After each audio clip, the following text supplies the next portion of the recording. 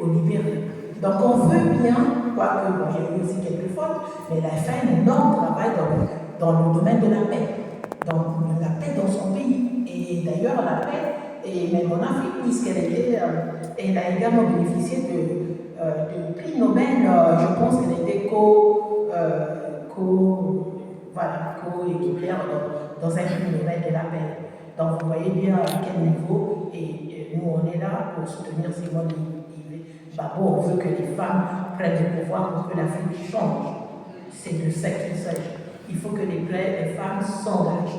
Et la Côte d'Ivoire a cette chance d'avoir cette femme. Alors il faut la porter, il faut essayer autre chose que les hommes. On ne met pas de côté les hommes, pas du tout.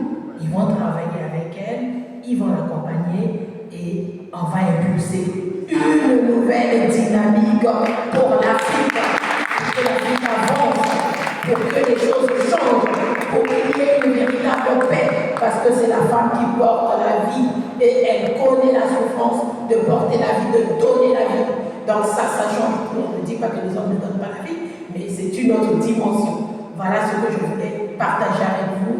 Portez, s'il vous plaît, portez cette femme pour qu'on ait autre chose, une nouvelle vision, une nouvelle dynamique pour l'Afrique par rapport à ses idées, par rapport à ce qu'elle avance, par rapport à son projet de société qui se base sur la paix. Ça, c'est très important pour l'Afrique. Voilà ce que je voulais dire. Nous sommes là, génération capable. Nous sommes là.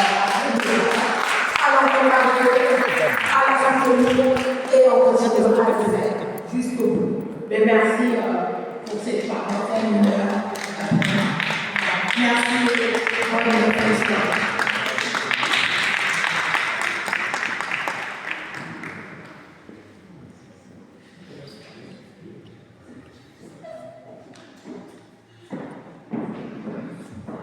Merci beaucoup, chère Francine, pour cette belle intervention. Oui, nous avons marché, manifesté ensemble. C'est ça l'Afrique unie. Nous avons, pendant l'intervention, deux personnes sont arrivées, donc on va continuer les annonces et les présentations. Nous avons l'arrivée de la vice-présidente aux affaires sociales, Madame Irène, la vice-présidente à la solidarité et conception du social. Donc c'est la vice-révélateur. Irène est au prénom qui est là. Quelqu'un se lever pour tout savoir, parce que les gens ne savent pas qui est Irène.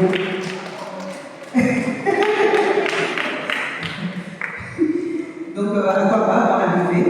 Et puis je pense que je vais inviter tout le monde. Nikita Koro, je vais présenter. Edith Benigna, Maman Paco.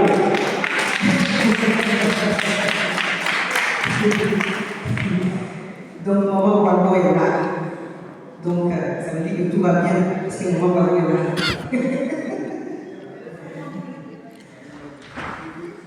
Ah, Jean-Moulin. Bienvenue à vous. Jean-Moulin, Jean-Moulin, qui est le fils de Maman, c'est vous précis, Maman chérie. Bonne arrivée, Jean-Moulin.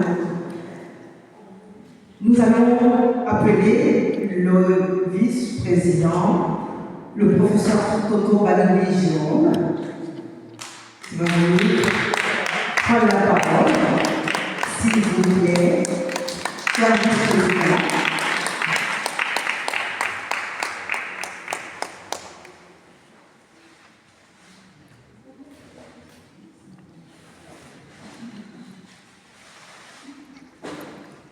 Merci.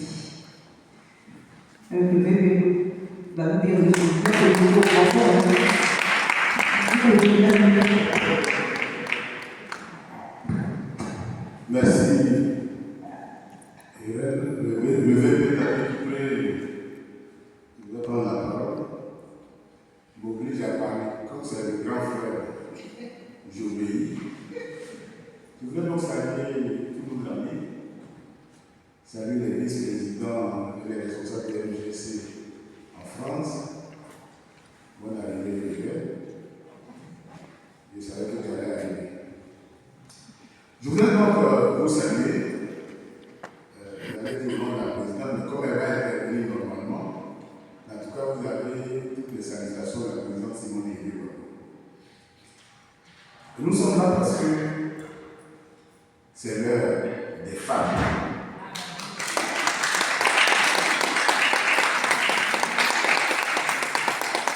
Mieux, c'est l'heure de la femme. Nous avons choisi d'accompagner Simone Bambou. Peut-être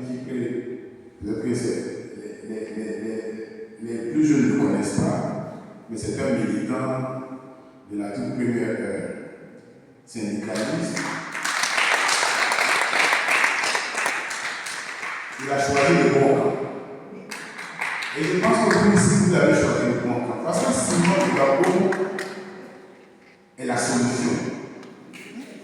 La solution de la Côte d'Ivoire. Notre pays a souffert de ces guerres, des égoïsmes, de la méchanceté des hommes.